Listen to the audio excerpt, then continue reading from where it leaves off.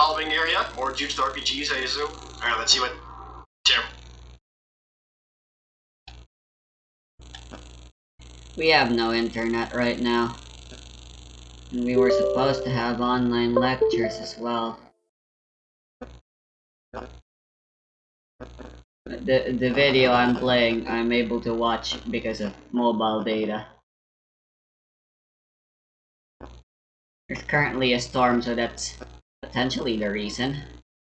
Regardless, there's really only one thing I can do during these times, at the very least. I still have electricity. Which means there's still an electronical pastime I can attempt.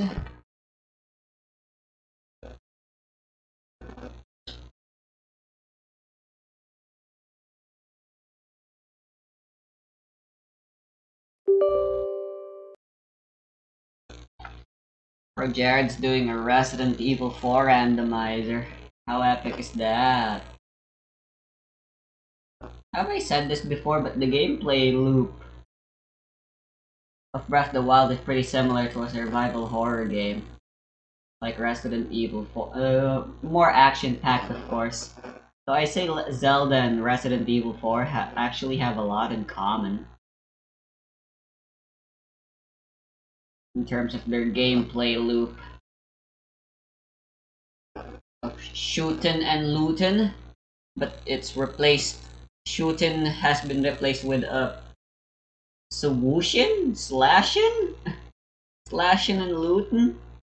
Gotta be swingin', slicing, going and looting. Punishment comes this way. Hello? Oh, right.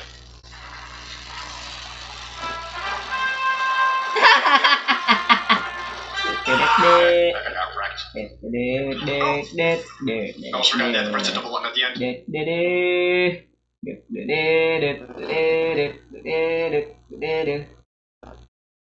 Hey guys, I see you down there. There's like 80 of you. What the fuck? That's more people. Did the game crash before it even actually loaded?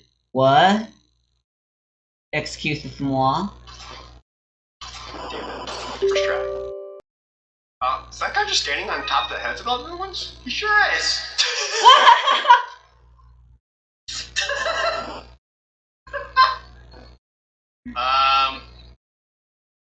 All those grenades look pretty good right now.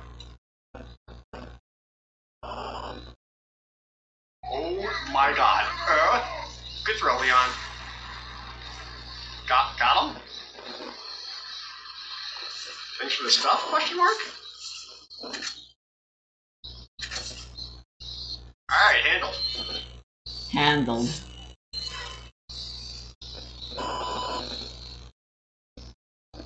Oh, there's little spiders here. Got them. What the heck is making that noise? Just where the other aliens are now. They're in the grave. What's that noise? Yeah.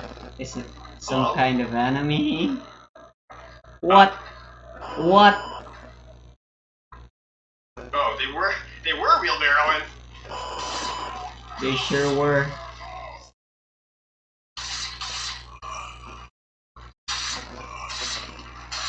Die, please? Why do you have so much life?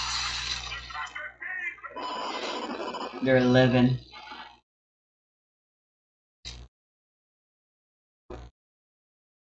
Can I even get in that building? Yeah, I should be able to get in. They hopped out. Dumb.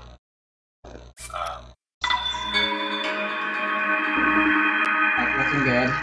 Right, I think I'm staying away from the castle for the time being. You guys guarding something cool, maybe? I really do want the wind weapon, though. Fuck! Revali's weapon is a bow and sadly does not possess any such wind powers. Some other elemental bows from the Ostal line also would be great. There. Oh, we're Yeah, you know what? This mod could really benefit from having some more enemy variety as well. I mean, the randomized enemy spawns have been plenty of fun, but like, could be so much more. I can't get in there. I still can't believe I have 2 of those now. Oh, right, I died. I can't get in there. That sucks. Alright, what else do I have? Obviously, there's one inside High Rock Castle. There's one I'm trying to get. Alright, the one in the bridge and the one over there. Anything in the nest? The red cat's eye. Ooh, isn't that one of the things from your side? Come on. Yeah, it should be around here. Yeah. And then... Oh, hello. Where'd you come as from? for the bridge thingy, should be here. I believe. I don't think it's on the other end of the bridge. I can also try. Yeah, but it's randomized anyway, so. Oh, right in the ankles. Weak And spot. besides, I can't change the time freely. Yeah, those are both pretty far away. I'll be wasting my food, but Yeah, okay. I think there might be guys in here. fuck, right. I killed Hikari. Hikari's dead. She's not coming back. I have to let her go. She should have been named Tairatsu instead. How'd I miss? Would have been more fitting, Just get XCOM. considering how often she fucking dies. Wow, it's all the ruckus in you.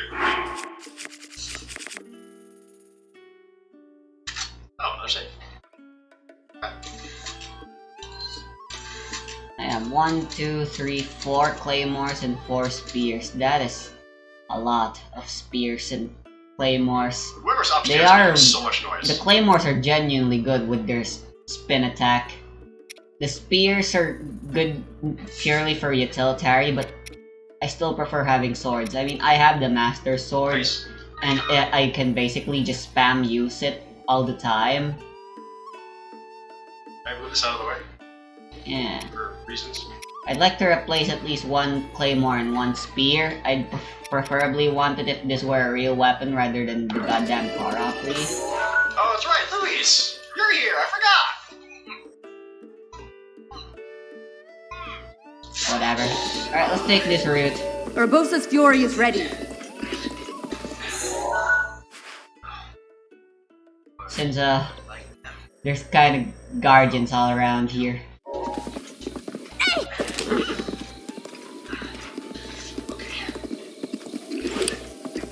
You got a smoke? Yeah, dude, smoking's cool. Okay. Okay. Perfect. Jeez. What? I may have missed out on a bunch of items, but during this cutscene. I lost some money as Oh, well, that but didn't work. Ah! also that was a Yiga. They spawn so much more frequently Alright, here now. we go. After chapter 1, They're still nothing more than a mere nuisance. I only killed 44 enemies because I had to skip over a lot because they were scary. Literally nothing okay. more Now that I actually got more ammo, I should be able to, like, just stay than the better. equivalent of There you go. comic There's relief before, villains so like you the get Team weird Rocket. enemies showing up, and hopefully, as soon as we find a virgin, we actually get some freaking weapons up in there. As always, thank you guys so very much for watching. See you next time!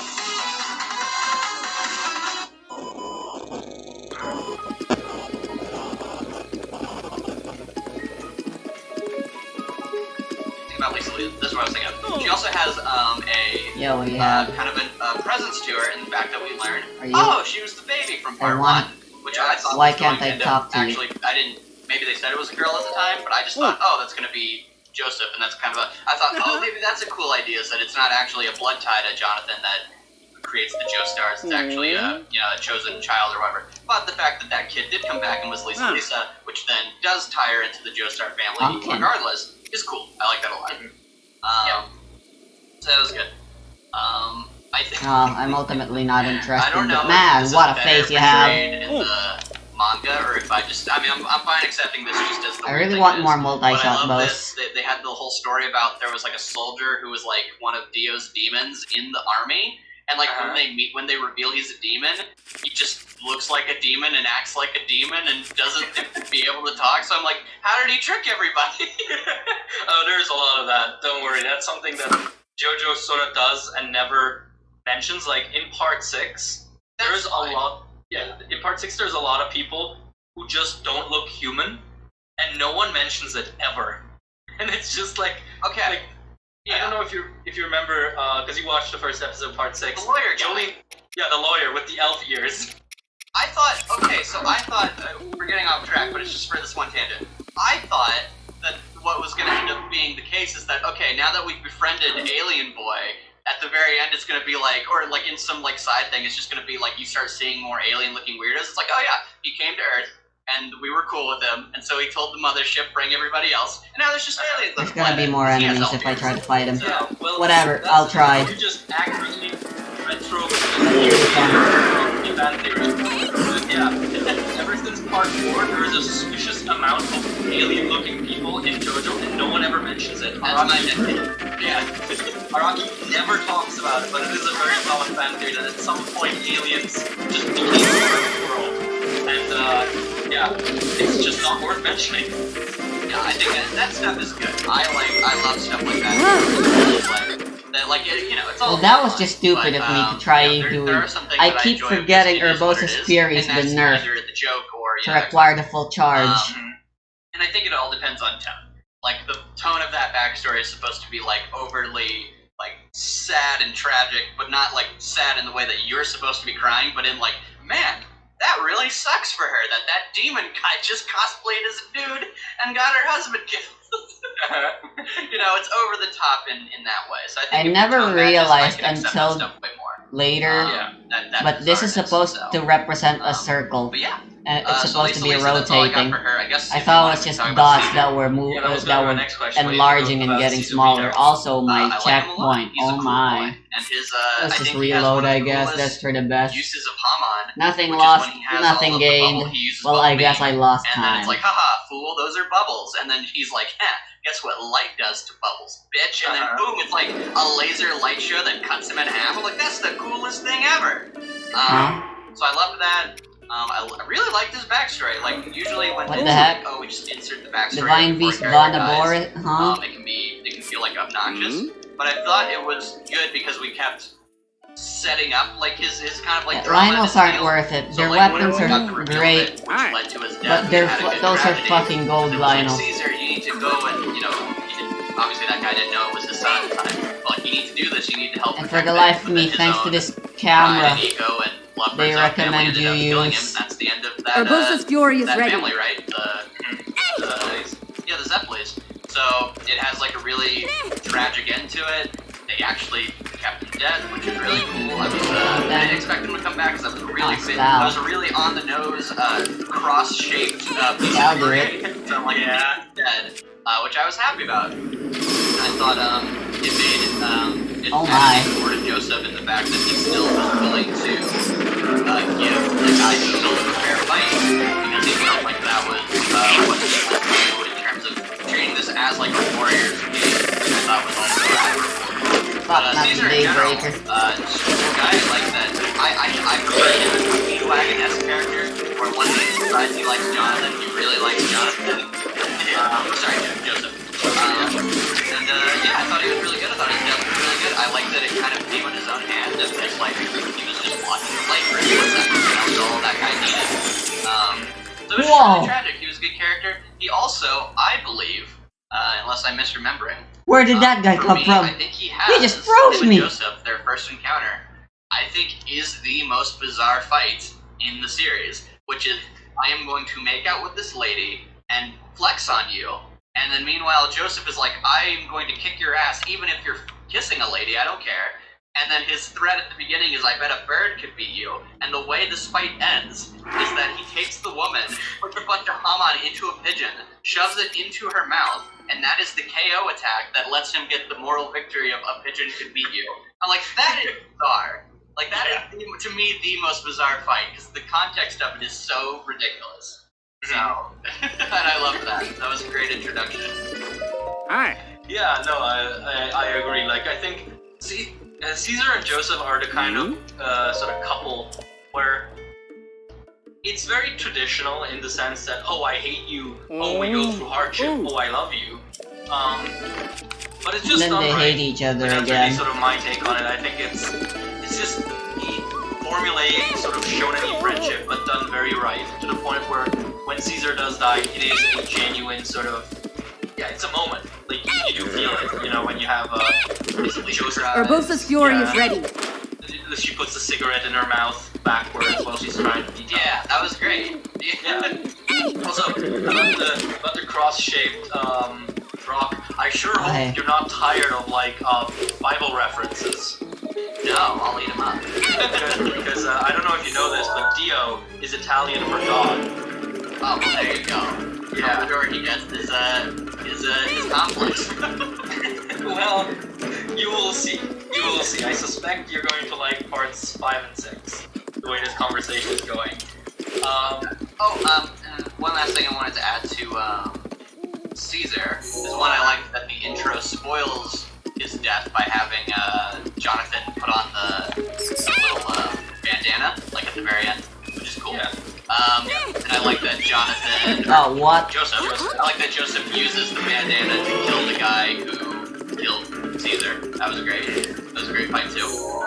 So I thought I was gonna be really bored with a chariot battle, and I thought as soon as like Joseph's chariot broke, I was like, okay, so it's just gonna be a normal fight. But no, then it became just like we're on the ground, and just like I gotta like move my head to the left and throw some alcohol. I don't know, man. It became like a knockout drag fight. That guy was really cool. Gouged out his eyes or whatever. But I think the best part about Joseph and Caesar's dynamic, like you said, it just works. But I think the added tinge to it that I haven't really seen too often is that the way Joseph obviously fights is that, like, you know, you have the gag of him like he's playing dead or whatever, and then in the background while the Pillar Man is talking, he's like crawling away. And then he like turns around like a cartoon. He turns around, he stops, and he starts crawling away. So like what I like is that what makes Caesar respect him is that he watches how Joseph fights, which is to play the coward or play the fool, and even have to like manipulate and de-escalate situations. So he doesn't actually respect Joseph because at the end of that fight, Joseph beats the Pillar Men up or like does a sick move. He respects Joseph while he's on his back, taking on like this big bet and this big gamble just to make sure that Caesar could get away. I think is which made him admire him. So I think that's kind of the difference that I see, is that usually it's like the person's they think they're weak or they think they're a loser, but then they're serious and they step up and they fight and protect them. But instead, it's like he sees the way Joseph fights is way different, and that all these things that I assumed about him because of the way he acts, he actually will use to be protecting and be a good person. So I thought that was great. So I think that's what sells it more. Okay. Wow, these guys didn't scale So I all guess that the well. final bit before we move on to the big one. Y'all wanna die. What do you think of Cars as a villain and sort of his final fight? I like him. I like that some he gets keys. existential death. Which is he gets to float through space frozen. It's like, and eventually the existential dread of it all just stops thinking. Spark of thoughts just distinguished. A red star. Yeah. That's useful. But I think Holy that, shit. Cars is cool. That makes no sense. I mean, like I said, he's just kind of like the typical shonen bad guy of like, I want power, I'm better than you, I'm ancient evil. But I think what just sells him is, one, the dub voice acting is really good, and I think like his kind of like Griffin form is really cool. I think the way he's like a sneaky jerk about everything is fun. Doesn't he also get to be the one character who's like, now Joseph, you will say, and then like he uses his like catchphrase against him. No. So there's a pettiness to him. So I think he just has all the right qualities of like, oh, we That's need a AC/DC. charismatic bad guy. Here you go. And you watch him and you go, man, Joseph, I really hope you and your friend Nazi boy can put him in the dirt and kill him. So I think that he's just good. Whoa! I think more so than even More hats. Dio in part 1. Good. I was just kind of enjoying my time with this character, just being a scumbag, and then which then caused Joseph to have to be creative based on these really petty and cruel situations he would put him in. I also like that. Am I mistaken? He also fights cars for the pendant as they're in the ice place, right? Yes. And so I really like that they actually gave them an encounter early on that was not allowed to be a fight. It had to be kind of like a fun little chase exchange, and that was just kind of cool. Because like in that moment, I kind of thought, oh wait, is that the guy who's the main bad guy? I was like, wait, is that just like a mook? But I kind of like that now they have like a history. It's not just like I'm waiting at the top of the summit, come fight me, Joseph. No, he got outsmarted, and now there's even more like petty anger towards him. So yeah, it's sort of like that scene especially is sort of very Indiana Jonesy. It's like, oh, we have to run away from like the avalanche and get the stone. which I always appreciated. Yeah. The one thing with cars that has always struck out to me is the weird added detail that he like really loves animals and plants. Where like, you know, he specifically dodges midair so he doesn't land on a flower, or he like saves a puppy from being harassed on the street and shit like that. And it's like, I don't think it's ever brought up as like a character trait, it's just a thing he does. Yeah, I've always liked that. Yeah, that's pretty cool. That's the good line of like, you don't need to Okay, have a let's hope backstory, no like, styles show when up. I was alive in the past, I had a really cool line I liked it, and now you gotta be immortal Roof like me. protection is now ready to roll. He just likes animals. Thanks, Garip. No one asked. So I guess we can wrap up part 2 by me telling you that the new JoJo video game will start out. You not only play as Joseph, but one of his abilities is an insta-dodge, where he does your next line is, and every single character has a unique dialogue where they say something and go, what? This is in what? What game? Yeah. This is an All-Star Okay, Battle. I'm not in It's a fight remake anymore, of an old technically. game or a remaster that just came out on Steam. It's like a fighting game. Oh, that is amazing. Yeah, you can look it up on YouTube. Not only does every single like other character in the game have a unique line for this, Joseph has a unique line. Get imitating away! their voice Oh, actors when he does that. All in Japanese though, so no doubt. But still, it's super cool. That's fine. Yeah. Okay. Well, I'm surprised you think that's where we gotta wrap up, because we haven't talked about the Nazi in the room. Oh, I keep forgetting that that's a thing in part 2. The cyborg Nazi? Yeah, because all things considered, Stroheim doesn't factor into like my liking of the part very much. But yeah, I guess we can talk about it if you have something to say about it specifically. All I have to say is that I just appreciate that Araki was like, not that we're gonna make you like begrudgingly root for a Nazi, not like him, because he made him. Because this is what I respect about it. It's the very first thing that we get from this Nazi character is literally him going in a room and being like, hey, you're all gonna die unless one of you steps up and is the sacrifice. And then someone was like, well, I'll be the sacrifice. He's like, well, that means you're all like weak baby boys, so now you're definitely gonna be sacrificed, and you can be like a child soldier or something. All of you die. Like, so like, he's bad. Like, yeah, it's terrible. That's terrible. So I appreciate that, that Araki makes this very clear. You're not supposed to like him. But he's going to be on our side to fight this greater evil, and I'm going to give him some cool moments. You just have to deal with it. You have to deal with him being self-sacrificing enough to like cut off his leg or like blow himself up and then become a weapon for German science or whatever. And you just there's a thing. He's going to help us at the very end. He's going to fight. He's going to save the world. He's going to help fight the ultimate evil. And I think what adds some comedic value to it, because I don't have anything too crazy to say about him, just that I think that is an interesting concept. But two, I don't know if this is different in the Japanese, but I love the part where Joseph's like, you know, aside from being a German soldier, he's a pretty cool guy. Which is a big besides Joseph. I didn't even remember that line. That is almost Naruto levels of he's the coolest guy ever. But he clarified, besides being a war criminal, worst person on the planet, he's kind of cool.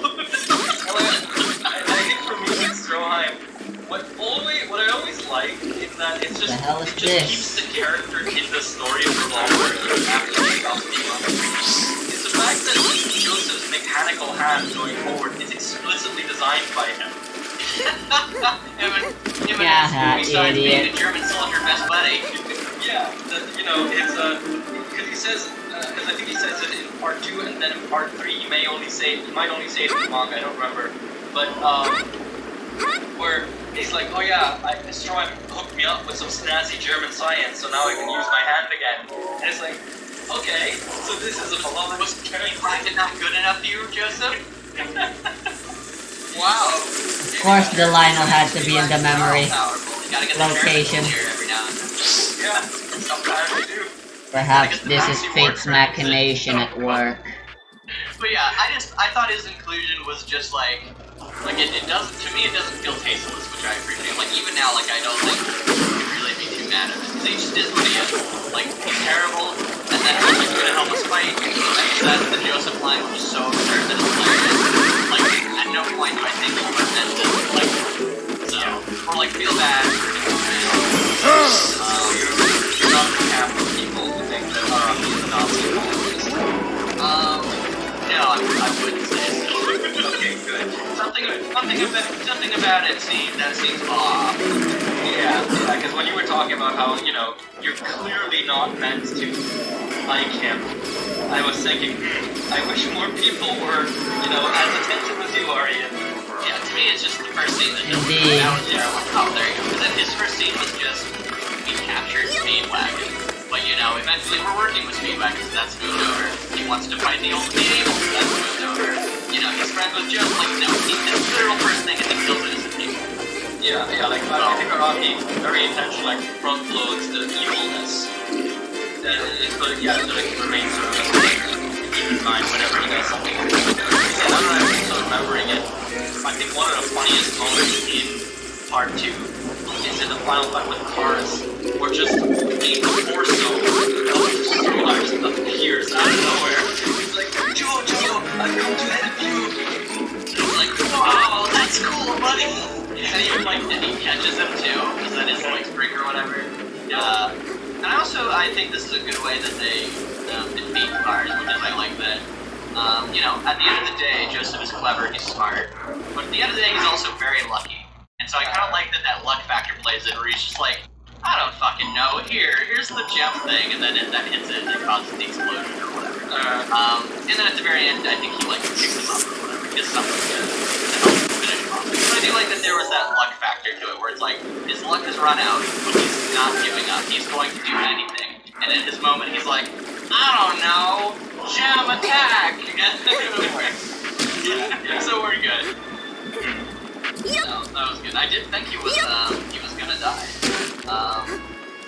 But yeah. Considering. I guess it does make sense that he sympathizes with the Nazi character, because at the very end he very clearly makes it clear that he does hate the Japanese. Oh god. Ah, Yeah. Which you're is only goddamn. because you're by a Japanese man. Yes, he just kicks a Japanese man in the shins. Yeah, he's like, my stupid daughter married a Japanese man, now I gotta fly on planes all the time and learn another language. Ugh, I hate the Japanese. Very funny. So, Okay, Got is this our segue into the big boy? yeah, let's get to the big boys themselves. Yeah, the JoJo part. So yeah, part 3, just to give you sort of, again, a little bit of context, it is by far the most popular and the most publicized part of JoJo. Mostly due to the fact that for a long time it was the only part of JoJo available outside of Japan and Italy. That makes sense. Yeah, if it's the one you're all seeing, it's And your introduction to Italy. JoJo. Yeah, because it's of gonna be- course it's it gonna- had to be Italy. Yeah. And I think what helped with that is also the fact that it was not just popular but also fairly self-contained. Like, you didn't need to have watched part 1 or 2 to understand that, hey, these big guys have superpowers and they're gonna fight the biggest guy. Like, it's I guess do you want to talk about that now? The idea of like, can you or can you not skip parts? Sure. If you have like specific thoughts on it, go for it. Yeah. Run! I thought for sure I was hoping he would respond, but he never did. So now I just kind of have to deal with this. And I have series like this that I know. Is that a Where car seat? people will be like, you have to watch the Whoa. 40 episodes of something Whoa. like so Whoa. that when you get to Whoa. where the character goes, thing from earlier. Your brain will go like, whoa, I remember that. And that's like an experience that's so, like, how could you take that from someone? That moment where they go, wow, that 40 episodes that I hated, something from that came back. And in this moment, I get to feel like, whoa, it came back. No, not worth it. So, like, so to me, like, for example, part 2. Of course it had to rain. Oh, it's that baby. When I decided to fall down like this. The only thing I got was, oh wow, it's that baby. But if you had just told me that, then instead it would be, oh wow, that's interesting. Maybe I'll go back to part 1 and get to see that. And so I think that, or if Joseph or whatever, if Joseph just appears and he's just a badass grandpa, then you go, okay, I guess this is just Jotaro's badass grandpa. It doesn't change anything. So to me, I don't, maybe it'll change, but I'm 4 parts in, and at no point have I watched a part and been like, wow, because I watched the parts before this, other than just like comparing the Joestars. That's it.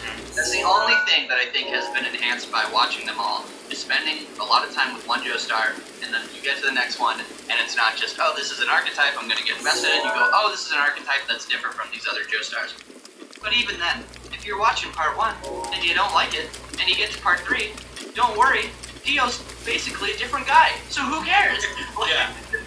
So I say skip all the parts you want. And I also think, since we're going to wrap up Joseph right now, I think watching all the parts in order makes them worse, because Joseph gets butchered. Oh no.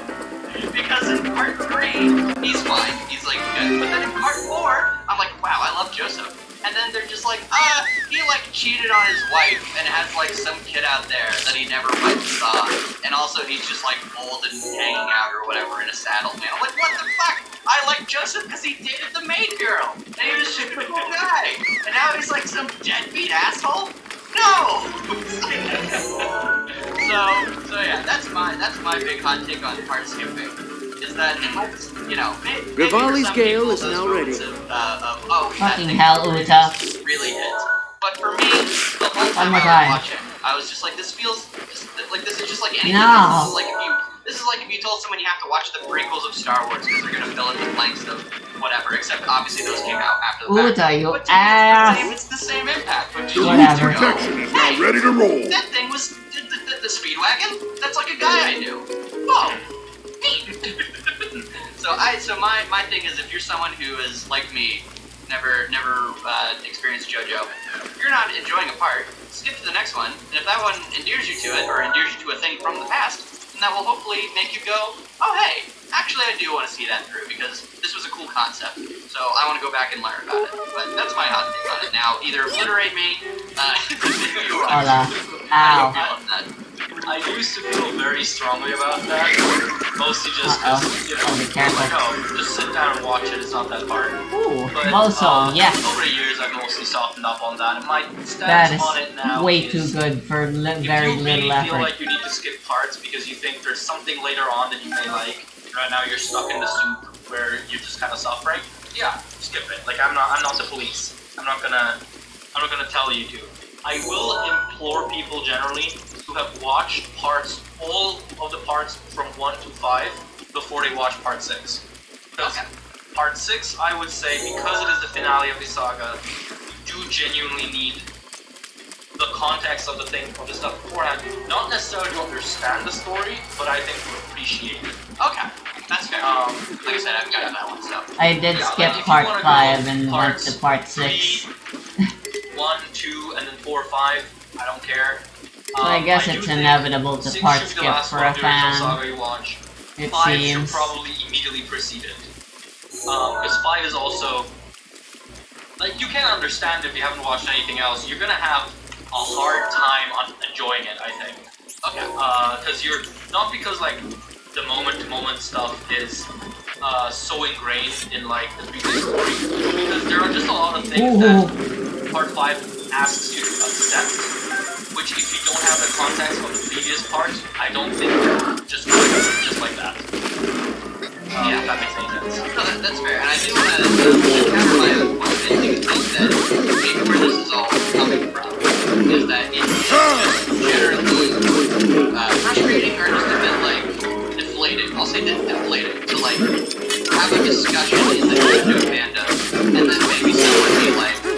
watched like part 3, and then it's just like, well, now you're not in a bad way, but you're not at our level. Like you don't know everything. So like talking to you, it's almost like you gotta put out the baby gloves and be like, yeah, I guess like Jotaro is cool, you know, but you can't discuss like how he is in another part, you know. And so like yeah, like if you only watch part 4, and yeah, you're just Jotaro's a cool guy. Yeah, he really is. He's a cool guy. I wish you'd watch part 3 so I could talk about more of his cool guy moments, but you know, like, so I think maybe that's where a lot of it comes from, of like that dismissiveness of the conversation surrounding JoJo. Of like, oh, you can just like skip a part and then you can just like hang out and talk to us about JoJo. It's like, now you're diluting the conversation by telling people to skip. So that would be my own counter to my own argument. I would say that yes, if you are going to skip, then you know, do people a favor and you know, don't come on being like, I have a definitive opinion on the JoJo brand. Yeah. Because you don't, and you're just wrong. Yes. But if you just want to experience JoJo in terms of like someone told you about it and they're like, oh, I really want you to get to part 3. That's the part I like, just for entertainment purposes. I you're made not Mom enjoying watch part part 1 4 first. skip to 3. Like, just do it, you know? So I think that's what it is. I think it is more nuanced than just skip or don't skip. But I think the core heart of it should not be, no, you're not allowed to. But I do think for more intellectual discussions on it, then you should be self-aware of the fact that you don't have all the context. It's not really fair to all those people that they should have to then be like, alright, what parts did you skip? Oh, I skipped like 1 and 3. Well, it's like, okay, well, I guess the conversation is like 70% less interesting. Yeah, exactly.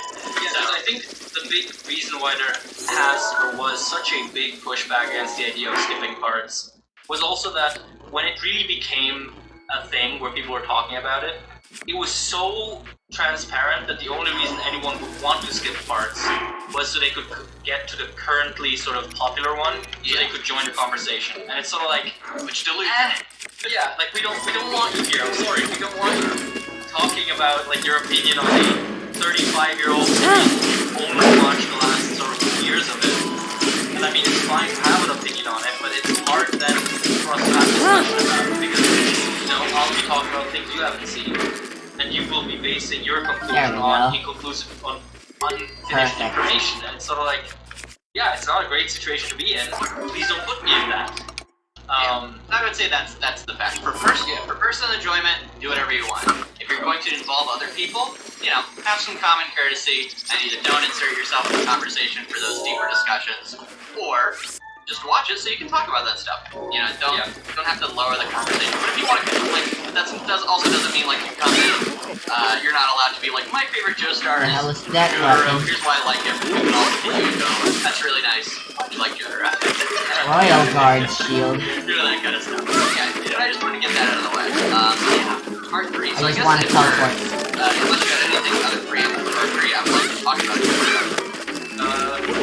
Yeah, go right ahead. I mean, there's a lot of anecdotal knowledge about it, but I'll sprinkle it in as well. Go ahead. What do you think of Jotaro? Jotaro is really cool. I like him a lot. I thought I wouldn't, just simply because that's not usually my archetype, but I think what Araki always does, he always makes sure to show you from the jump. However he does it, all these boys are good ones. And Jotaro is a good boy, because literally the first thing he does is he's like, you know, screw you, die. But I mean, I'm saying that I'm in a jail and I don't want you to get me out so I can hurt people, and I don't want to hurt people. Yeah. So you're like, oh, he's a good boy. Or like, you know, whenever his mom doesn't come to kiss him on the nose or whatever before school, he notices, you know, and he goes and he checks up on her and he, you know, he wants to fight for her and stuff. So from there, Jotaro can just be as like stoic and badass as he wants to, because I know he's a good boy. And he doesn't have to like, he doesn't even really need to have moments where like that really comes out of like, normally I wouldn't say this, but I love my mom. Like, you know, I get it. So he can just be cool all the time. So I really, really, really like Jotaro. He's great. I really love his design. I love his stupid chain. I love his stupid hair hat. I love every stupid thing about him. He's great. And I love that he's just a good boy. But he's quiet. I like how That's still pretty good. it's always very satisfying when he figures out villain's plan, and then he gets Dora all over the face. I love the English dub for Star Platinum. Is that his name? Yeah. Ora! I actually Oh, so really Diamond don't is like the the ring. dub. Wait, that's part 4. Aura. Yeah. Star Platinum is Aura! Like, I just love They the way really whoever didn't does need that, to even that's change the the thing, voice that's, actors, honestly. Sometimes I don't it's, understand Jojo's why. voice actor, Matt Mercer, and sometimes it's actually Dio's voice actor. Oh, okay, well, It interchanges. ooh, maybe that's foreshadowing. Maybe they did that. Uh-huh. But yeah, I really like that. But yeah, Jotaro's just cool the whole time. I love his design. He is a character who I just like being around and just seeing him exist. And like, you know, like that one guy who his whole thing is like he puts a little stand inside of Joseph, and he's like, "I'm gonna use your brand, and let me walk on top of him." He's like, "Oh, sorry, don't mind me. I'm shredding your bill out. So when I pummel your face into the ground, it'll, you know, you'll get your receipt in full." Like, Yes. Like, he's so overly, like, badass that it almost loops around being cringe, but because it feels so genuine, it never, like, crosses that border of being actually cringe with Jotaro. Like, and I think it's needed I by just the wanted fact to that he mine. doesn't have a lot of, like, talking about himself, so you have, whenever you know about him, you know through his actions and his facial expressions. So, for me, I've always... My favorite moments in part 3 is basically whenever Jotaro cracks a smile. Like, yeah, that's good. Yeah. And then I also think the best part about it, that someone brought this up, and I thought, that's a genius, and thank you for bringing this to my attention, is they brought up, like, stands are obviously the embodiment, and we'll talk about stands, but stands are like the embodiment of, like, the person's soul, right? Like, they're, like, what they reflect them. It's like, well, Jotaro's a super quiet boy, but his stand is, like, pure emotional, like, rage and catharsis. So it's like Jotaro actually may feel the most. He just doesn't express it except for his stand. yeah. I like it. Exactly. This is where stands get the gradations. Because you are very much supposed to, I think, especially in later parts. Like, look at the stats and be like, what are you My hiding? electricity Like, just had to run what's out. behind the facade here, Jotaro? What does this rat think? Does he want to destroy the world? But you know, maybe he's ambitious. He's an entrepreneur. But yeah, Jotaro's cool. I love his, pretty much love everything about him. It took a little bit for that to fully click in with me, where I was like, okay, am I supposed to expect little moments where he's going to show he cares, all that kind of stuff? But I liked it instead, like you said, it was always sort of shown through action or, you know, the odd smile or whatever. Which is great and cool. He also looks like he's 40, and that's pretty cool too. I like it. But yeah, so yeah, that's my opinion on Jotaro. And then we Maybe get, maybe since I'm here, I should try getting another 5-speed horse. which is the gambling. First things first, that lag's kinda scary, I wanna save. Just lies his way to victory, and that was the best, I think, fight in the whole. Yes. Yeah. Because it is entirely what I Definitely. want stand battles to be, just mind games that are happening moment to moment. And so you have the moment-to-moment thing with Joseph, and then with Jotaro, he has the amazing play of just being able to prove that, one, I can Dang catch you it. if you're cheating. So that puts the fear, and that's all he needs. Because then for the rest, all he has to do is just up the ante, so that guy thinks, wait, I know he can tell I'm cheating at points, but I'm the best cheater, so I'm not gonna fold. Fuck you, I'm not gonna do it. I think his like hair literally turns from black to gray, like he got stressed out. He ages because he's so stressed out. And then you get the greatest moment, which is when Jotaro goes like, yeah, my hand was, it looks like my hand was pretty shit. That would have been really embarrassing if I lost. Yeah.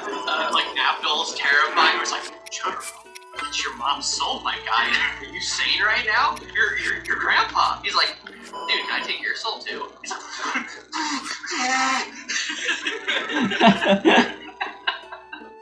Yeah, no. Dobby the Gambler is maybe one of my favorite stand fights in all of JoJo, not just part 3. yeah. It's like, because obviously part 3 is the first part with stands, and it feels like such an early, like, high point of what the concept can do. Which just like, the stand isn't really participating in the fight, it's just a supernatural element to a tense situation. And that's sort of what makes it super cool. But yeah, no, I agree. Dominic Gambler is a fantastic fight in my opinion. Yeah, I do think this wouldn't have made it necessarily better, but I do think it would have been a funny twist if this was actually just some asshole who had information and like they thought like he had a stand or whatever, but like he was saving it. It's like no, he just is some guy who just wanted to challenge these guys to a game. But the stand stuff obviously makes it way more intense because literally souls are on the line. But I thought that was where we were going at first, was that this was going to be the one guy we face who's just a guy. Which would have been pretty funny. But yeah, I guess we should get into stands, right? Do you have any questions about that? Okay, so I'm assuming you knew about the existence of stands beforehand.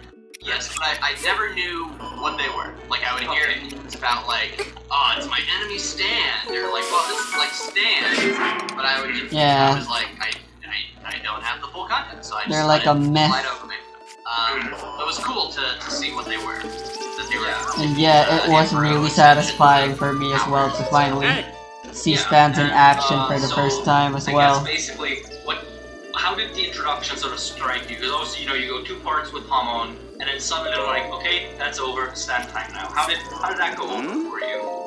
I thought it was good, just simply because I had understood that, like, Hamon was only really fun because Joseph made it fun. Yeah. And so, kind of then to have, The roof like... protection is now ready to roll. Basically this challenge to Araki, which I think was what made Joseph fights really good, was he had to challenge himself to be like, alright, what random object laying around can I give to Joseph so he can win?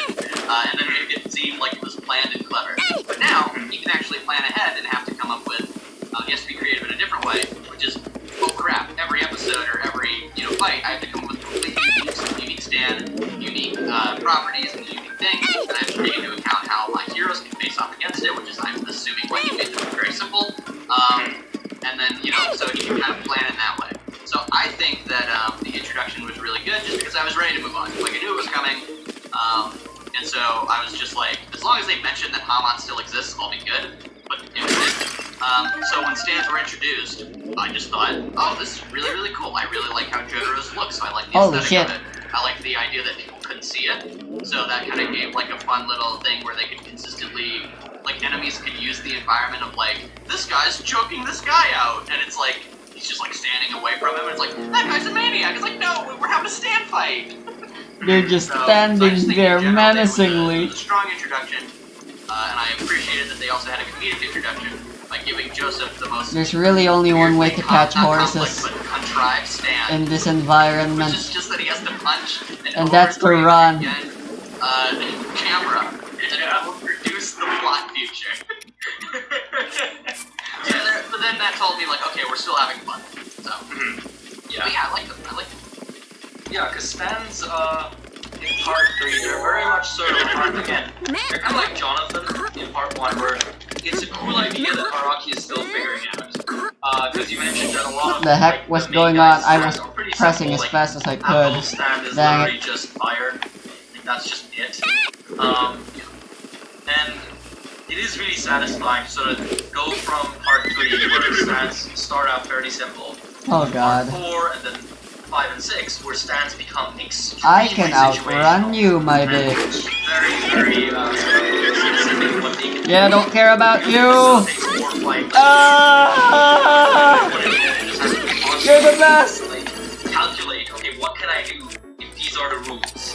I don't know if you've ever seen that meme where like JoJo characters be like, I can instantly kill you, but only if you're Brazilian and it's a Tuesday. No. Yeah, well, that's kind of how fights get as the series progresses. Come on. Are you okay with me telling you like something minor from like a later part, or do you want to go? Okay, because part 6 is a really good example of this. Hi Uta, you're being replaced. It's a very standard action situation. It's a shootout, except there's a stand afoot that makes everyone unable to remember more than 3 things at once. Okay. And that, for example, means that you can only keep track of the position of 3 bullets at once. If you see a 4th bullet, you forget what the first one is. Okay. Yeah. That's so great. stuff like that. Yeah, stuff like that becomes extremely common in JoJo. So part 3 is interesting in that it feels like the infancy of it. You only get like glimpses of it through like the gambling fights. Yeah. Okay. Yeah, that sounds really cool and really exciting because that was, you know, when we get to it, part 4 was I really liked some of the stands they came up with, but we'll save that. Yeah. So now I messaged you and I said that my hot take is that I think Joseph fights. Well, I think it's only fitting considering mostly better. there was a lot of stand conflict fights getting in to part her, and considering the previous character that just died, I figured out the reason why. the previous When I was horse. thinking about all of the stand fights. Their in name part shall 3, be I'm like, Tairitsu. well, that was really cool. I was like, oh man, but that was really clever too, how they solved this. Like, I really like the one with the girl who has all the magnet. And then they have to kind of play her where they have to let the magnetism get even stronger and stronger. So then they can be like, hey, by the way, I don't know if you know how magnets work. And then they crush her. Which is great. That was really cool. Boingo Boingo, that is one I sincerely love. And I love that they give them a special ED. That's hilarious. Yes. Everything about that kid's power is great, and I love the first use of it with the brother, where as soon as you realize what's happening, you're like, this poor man, Urbosa's Fury. he's gonna die. So you get fun stuff with that. I like kind of like you know, having the battle with the pet shop, and you have a little dog in the Falcon fight, and he has to use like condensed explosions to get him or whatever. Even the monkey who owns a ship. That was really cool. This idea of the ship just like killing people or whatever. So that stuff and like they find a car, you know, all that stuff. But I think all that stuff is where part 3 betrays me is that it always has to have the build-up phase, and I just don't think the build-up phase is that interesting. Where it usually boils down to something weird is happening, and everyone goes, well, it's probably nothing, or it might be a stand, we're not sure. First half of part 1. And then the second half of part 1 is then the villain uses it and they go, oh golly gosh, how are we gonna get out of this? And then the first half of part 2 is also golly gosh, how are we gonna get out of this? And then finally we kind of figure out the way to get through it. Or if it's a single episode, then it's kind of that, but you know, and usually my problem with it is that, and I brought this up to you off camera or whatever, but I am not someone who is like into JoJo's, where I just want to be in this world. I just want to watch these characters and like, okay, no, that hasn't really clicked with me. So then what I would look for is the directing. And the directing for part 3 is pretty much just kind of standard anime. It's a wide shot, or it's a shot reverse shot, or it's like kind of a cool angle, or something like that. But I never felt like there was when we were in these build-up phases, I never felt like there was a vibe being set up, so that when the tension releases, I'm like, oh, that was really cool. And I'm kind of like, instead I was sitting there going, I think the biggest thing is when they figure out Neo's power can stop time. And literally, it's like Joseph running away for like 5 minutes straight, being like, what did Kakui mean? What could it possibly be? He hit the clock. Was the clock he hit? How did he do that? He hit the handle. What could that mean? There goes the old man. What is he doing? The clock. Wait a second. What could it be? I know. Old man, did you figure out the power? I do know the power, but Kakui told me the power, which was with the clock. Which is that? Dio, stop time. Holy shit. And I'm like, oh my god. Like 10 minutes ago. And I felt like that was a lot of stand fights in part 3, where I like thinking about them when I can think of all the cool parts. But in the moment when all the terrible shit is happening as soon as I got Tairitsu, it still get seems. to the part where they have to come up with a clever solution. Which is why the Garby fight is my favorite, because every second of that fight is a back and forth. Whereas usually how it goes is the first half is the villain doing their thing, the second half is when the hero goes, aha, I figured out a way to trick you. But I just felt it was too long. I really feel that, and I think it's especially bad in part 3, because part 3's anime, I think part 3's anime is intentionally because they wanted it to be sort of an event. And so you really get, like, the way you I'll just let nature take care of these bastards. the formula. It's like you have one episode where they're trying to figure out, oh, it was a stand. Oh no, it is a stand. And then the episode ends, you have the next episode where like the actual fun stuff happens. It works for some fights, but I will absolutely agree there are some where I think, why the fuck was this? Why wasn't this like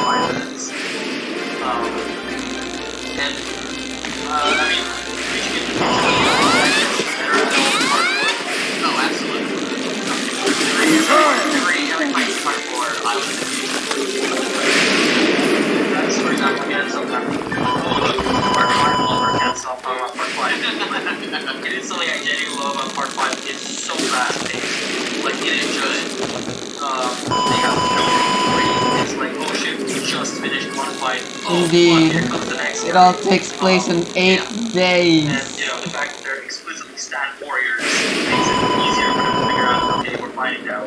Makes it a little faster paced. But yeah, I definitely agree. Especially sort of the second half of part 3, once That's where it gets really for me, what comes to mind is Alessi, the guy who can make you young again.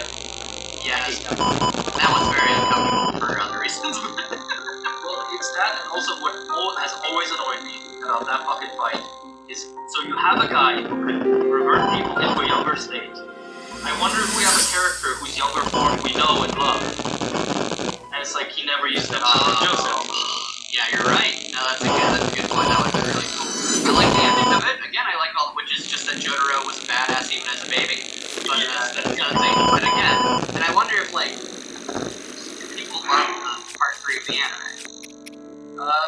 Part 3, they love the start and they love the ending, but generally most people agree that it is paced like garbage in some instances. Yeah, because I was gonna say like if it was beloved, I would wonder if it is just that people remember the best parts. And it's like, well, have you rewatched it?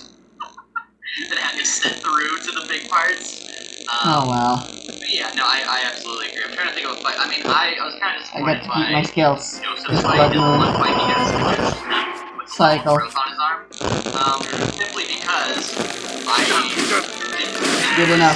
it didn't feel as fun as like a normal Joseph fight where like you would when Araki would tell you like he uses these things in the environment, you're like, oh yeah, that makes sense. Instead it was like punched into the ground a map so he could find Steve's armpit, and I'm like, okay, so like I know they've already had him use the power on like different things, that's fine. But how does this thinking of like where his armpit would be? How like is it just that it gives him the future and it's always the plot future, so he knew to find that? Like I don't know, it just felt really weird. And then by the end when he won, like wow, when he was like, now you're gonna say blah blah blah. But other than that, I was kind of like, okay, well, it didn't really feel that satisfying that you won. It was just kind of did it. So yeah, that's kind of my big thing with part 3 is that a lot of it really just melted together. And I'm not one of those people who even think like, where was the plot? One memory remains. I love episodic stories, and I think the framework of this Ow. was set up to allow that. 15 days. I just need a Sheikah battery or two. I think that I don't think the directing is that interesting. Several like you can remember something. From my experience, all I remember is it was just very basic directing of here's a shot of the character, we're moving it. Like there was never like a mood, like an atmosphere. If that makes sense. Yo. I feel like it depends really on the episode, because Ryojo throughout the entire anime is kind of the directing first movie in that most parts are not animated very well. A lot of them are genuinely just PowerPoint presentations, especially parts 1 and 2. Yeah. But part 3 I think just suffers from its general look, right? Because it has the worst art style of any part, in my opinion. The fucking boulder shoulders, I'm not a big fan of those. It's very drab and brown because, they're mostly in the desert, so the desert regions. And so really the only time the direction really shines for me is whenever they change color, which they do still do a lot of, but I do agree that it's not, Nope. it doesn't stick out as much as it really should. It does show like a bit, it makes up for the fact that most of the time many things aren't moving, that you're often just looking at still images, and it manages to mask that very well, and I think that in of itself is an achievement. But I do agree that there's very little No. where it sticks out. Since Hyrule Castle's so Well, close. oh, sorry, good. Continue. Okay. No, I was just gonna go Well, and for me, like, I'm someone who, I think that, I'm not someone who kind of sees it as I don't know if you were saying this, but I don't even think it's inherently a negative to not have a lot of animation, as long as you are using the shortcuts at your disposal in a positive way. I think part 1 does that too. They can get away with it because 1, the plot is a bit more snappier, and 2, the images, like you said, are highly detailed, and they're different colors, they're beauty shots, sometimes they'll put words on the screen. Whereas I think part 3 still has that, it's just longer. And that's where it starts to be like, okay, can we please not?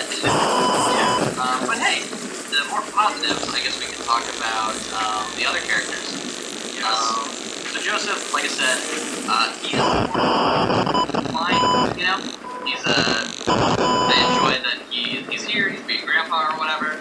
I kind of wish he got to be more funny. I've never liked these red laser lines that you get.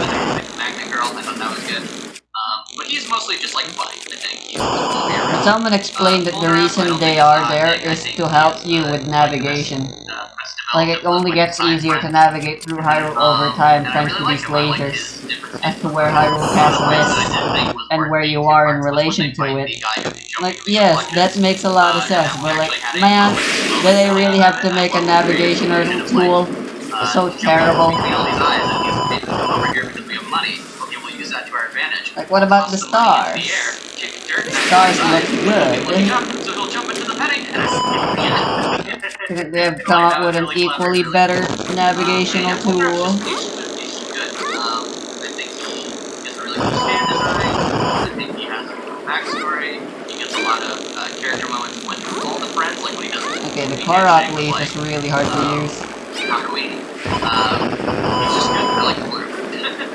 Yeah, no, that really isn't a hot take. People generally like Korok. I like it because he's one of the characters with like an explicit sort of character motivation and development within that motivation. Like, looking for as a guy who avenge his sister, which is more concrete really than anyone besides like Jotaro. Because I mean, Kakyoin just comes along. Ooh, this looks extra scary. Into the thunderstorm. I usually arrive here during the daytime. I mean, if I Oh was wow, look at this. I would basically want it to Lag. Yes, Milf Hunter Kakyoin. I wanted to get for it in the end. Death. But I do like Kakyoin a lot. He's very endearing. This thing, I actually like all the boys, even if, like, I know some people said, like, besides Flora, they're not that in depth. But I think, like, this art does embody just, like, everyone being good, tough boys. Like, we're just men going on a journey and being cool guys and caring about each other. And that's it. Yeah, like it's just the boys hanging out in the park, and I think that's all I need from it. I don't need everyone to be, super profound allegories for human struggle. Like, they're cool. Olrat wants to avenge his sister. Kakyoin likes older women. Abdul is there. All the Bad Apple, I think what he has is that, I think he works as, like, the first good boy. He literally, like, obviously sacrifices himself twice. And also, like, I think he's one of, similar to Kakui, I think there is a genuine, respect to a person who's Jesus, just like, I have Claymore, nothing did to they do with really this. have to make Like, it that really sucks that your so daughter's durable? gonna die. Doesn't deserve this. So I will fight for you guys, And you know? it's good, but And so I think I'm that's trying to just- get I think rid of he's these. just another one of the good boys. I like his even voice actor Leto, maybe that helps. And I think like I kind of like that he has kind of this just this good rapport with everybody. Everyone just likes Abdul in the group. Yeah. So I think that's kind of like something you need where you have someone. Especially anytime there was a fight, I was pretty much always certain that Abdul was gonna like pull through and whatever he needs to do. Because that's just the kind of guy he's like trust. You don't have to worry about like some quirky characteristic that's gonna throw him off, or you don't have to worry about like him not being as strong as he needs to be. He's just gonna help. And so I think like he embodies that primal male feeling of you're told to do a task, and then some other guy you don't know comes in to help you do that task. And time and again, you have a amount of respect that they put in effort to do a thing alongside you. Yes. I don't know if that's the thing other guys relate to, but I relate to this strongly. Whenever it's like we have to pick up the chairs from like the family meeting or whatever. Some guy like they're dating a cousin or whatever, she's like, hey, I'll help you pick up the chairs. Wow, that's really cool, you do. Oh, That's an interesting angle. I can't use anything while inside Hyrule Castle. Kakui, like you said, he's a good boy too. Went out like a champ.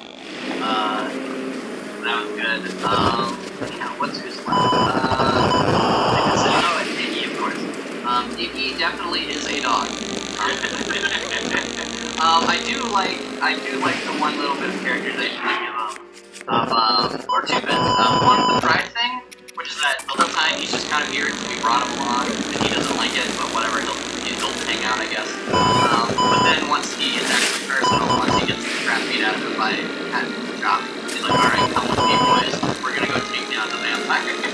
Yeah. So there's like, that's like a nice moment of like resolution from them. And I do like the dynamic of Polnareff. I like that he saves the day. So the way he goes out, is like, I'm not one of those people where like the show I see like an animal, my brain connects it to another animal, and like it's actually really emotional. But his death was really emotional because like it wasn't like Abdul kind of had like a heroic send off that felt like there goes his arms and he's gone, he pushed you out of the way. Instead he just kind of gets crumpled under sand and dies and like let out a whimper. I'm like, oh no. Yeah, but then it still sort of saves Polnareff in those last moments. Yeah, he does. Yeah. And I think one of the coolest things with part 3 for me is that, it has this like road movie feeling of just people hanging out together, and then they just start dying. And it's, I don't know, I like it in a way. It makes it feel like there's real weight behind the fight against Dio. It's not just one thing to do. It really differentiates it from the other fights they've had so far. Because the others, they were always in mortal danger, but, no one really ever got permanently hurt. I mean, Abdul saved guys once and comes back, but it's fine. He's back. He's probably, he gets scratched on the eye, he's fine as well. And then you get to, like, Dio's mansion, and it's just, oh gosh, they're dropping. Yeah, and I think maybe that would make a rewatch, if I ever decided to, like, years down the line. Maybe that would make it better, because then there would kind of be, like, retroactive stakes. Like, enjoy this time while you have it, because they won't. Yeah. And also, this is something that, Super Eye Patch brought up that I agree with. So I watched his, like, little review of part 3.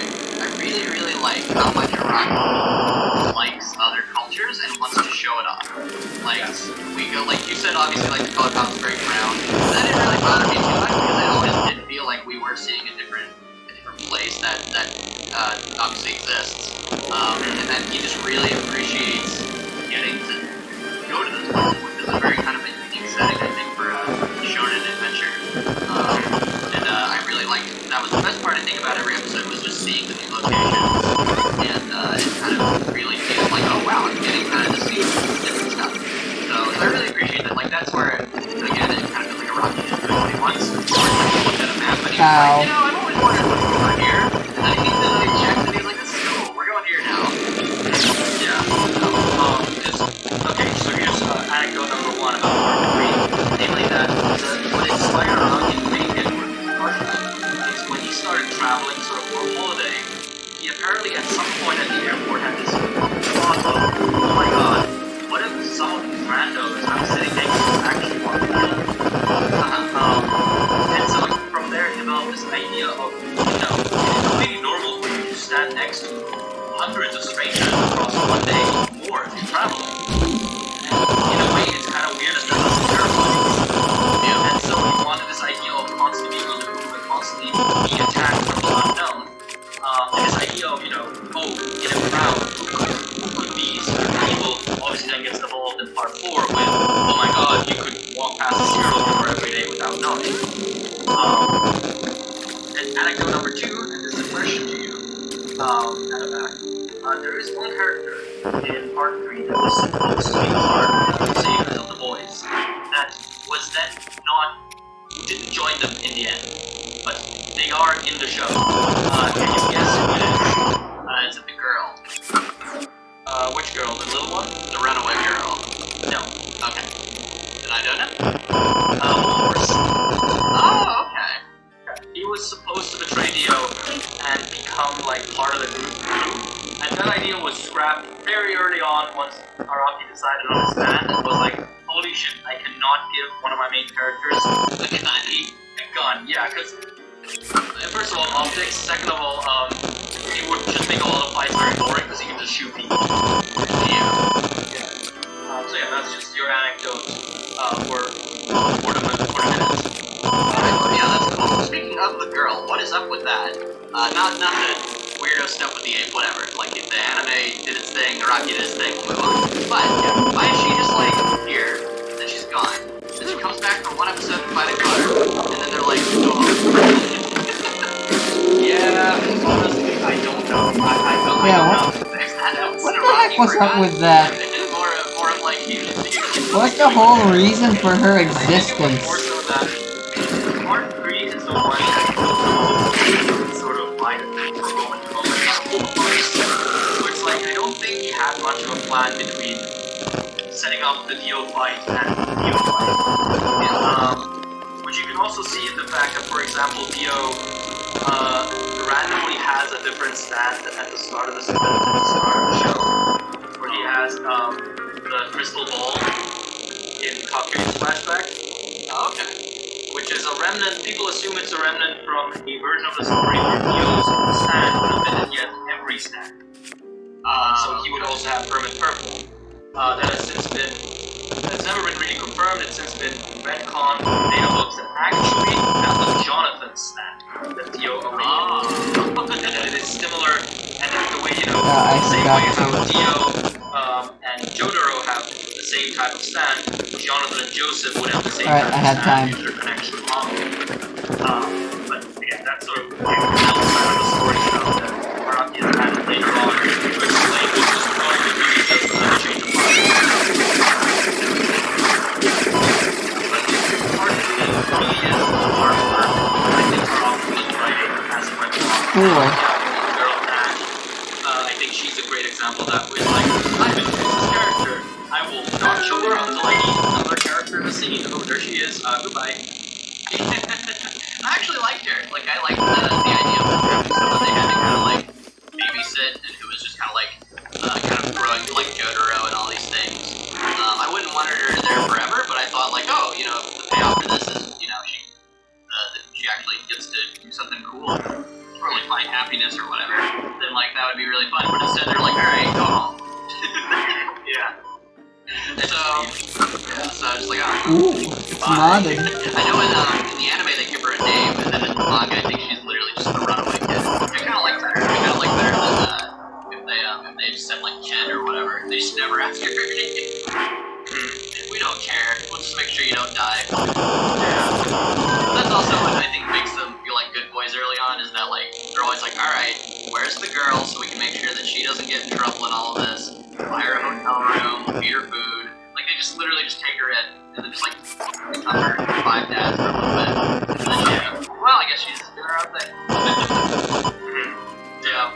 So there's like, I think there's value in her being there early on, and I think it would have been. It's unfortunate we didn't do anything with her, but I don't like think her inclusion. It's like, well, if you weren't gonna do anything with her, then kick her out. Yeah. I think early on she works good at the hostage. Mostly just because, which could be annoying, but I think she works just because she's got the tomboy spirit that's usually endearing, especially when she's around like a bunch of girls. So her being like, sure, just fuck you. Yeah. So, but yeah, so wait. Forgot about the chest key mechanic. Bullshit. Main event itself, right? Dio and his fight. Is that what you're thinking? Wow, More final anecdotes for Mr. Joseph Lover. I don't know if you know this, I don't know if you've peeked at the Japanese version, but in Japanese, Joseph continuously speaks in half English and half Japanese. I assume that's why he keeps going, oh my god, in the English. And second fun fact, there is an old Part 3 video game where you can play as the child guy, that makes you younger. And you can use the ability of Joseph, and that's the only way you can play young Joseph in that game. That's fun. Yeah, just I thought you'd appreciate that. Well, I do. And I guess real quick, we'll mention it, I have like almost nothing to say. I did watch the OVA. Didn't really add or subtract much to me. And it's obviously old, so you know, you can look at the dirt off the cells. That's how it looks. That's pretty cool. But it's certainly everything slower because it's old anime. So, Did you watch it dub or sub? I watched it in dub and sub because I watched the sub for a bit and I was like, well, I'll watch the dub, and then all the dub was like guys in my basement talking onto potatoes, and I was like, well, maybe not. Well, because the center that Neo kills, It's he's Mario. voiced by Charles Martinet in the dub. No, Mario! Yes. That's fun. Yeah, I didn't really get anything but the pacing just kind of got slower. So I was kind of like, well, let's. Yeah, I will say I do prefer the OVA's character designs for the most part. Yeah. Just because it's just all cool looking. Yeah, and they look more like humans, whereas in Part 3, like the David Pro adaptation, they kind of look like machines at times. Like again, the shoulders, I cannot get over the fucking shoulders. They look like action figures. Like yeah. And I hate the way Gio's hair looks in the Part 3 anime. Which hairdo? Because at one point he takes a break to put on lipstick and give himself a haircut. But I just like the first phase, where it just looks like a spaghetti for hair. I like the second phase more because I think he looks so ridiculous. he looks like he's gonna go on like a stage and like pose. That form is actually officially called High Ego. So Do you have any explanation for how it happened? Because he really does just change character design. Well, I mean, the explanation in the story, right, is that he sucks up Joseph's blood, and then reaches his quota of Joestar blood, and he sort of absorbs Jonathan's power and thus sort of gets control over his body. I could not tell you what happened to his hair and outfit. That's not for me to tell you. Yeah, that's all I wanted to. Yeah, so like, yeah, I just assumed. Yeah, obviously you got power up, but I was like, how does that shrink your hair and like stick and change your outfit? It's kind of like how in how Alpha, or Kira gets the arrow upgrade, and he goes from having just normal black hair to suddenly, having like a coconut on his head. I thought he was a freak boy. I thought that himself, his wife is so into him, just father up. But alright, so what are your thoughts on the fight against the art called Neo World? First of all, why Lighter did they not adapt the iconic panel of Neo walking towards Jotaro? Not in the anime? Nope, it's not in the anime. Why? It's just. Are you fucking kidding me? There's a shot of them walking towards each other, but it's basically complete recreation/replacement for that shot. Yeah, that made me sad. I was waiting for it because I was waiting for it to be like an end shot, where it's like the shot, and then like maybe it would turn into like sometimes they'll do this in old anime, will turn into like a painting. Yes. Of like the final shot. I thought they were gonna do that, and I was waiting for it. And I was checking like the after credits scene. I was like, wait, it's gotta be here somewhere. But okay. So first of all, positives. I really like I think this is where the aesthetic of the anime really shines. The art, like the lighting, and the aesthetic of all of the Dio Just gonna fighting head to the Great Plateau and start the DLC. I love that I thought they were gonna be fighting in this castle or whatever, or this little building, and I was gonna be upset. But no, they just fight all over Egypt or Cairo, yeah. Which is great. I love that. So that was really cool. I love that it's at night, all the street things. I think my favorite part of the whole fight Your legs are getting chopped is off. the world on Jotaro, and then Jotaro's hand moves towards him and freaks him out, and then we find out it's just magnets. Yes. That's what I wanted. And then I love like him having books and like he has to like stop his own heart. I love that Dio is like very he's literally very traumatized from Jonathan, clearly. Yes. He's Joestars. If I give them even anything, they will kill me. Even if I have literally time-stopping powers, I cannot hold back. But I also can't just like go all out because I'll take advantage of that. Like he keeps literally standing away. He's like, okay. His hand.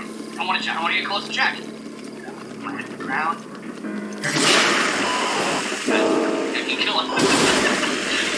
There's like a potentially unconscious man, and he's got like the best power ever and all these other things, and he's just like, okay. Which is really funny. Real quick, I'll ask you about this.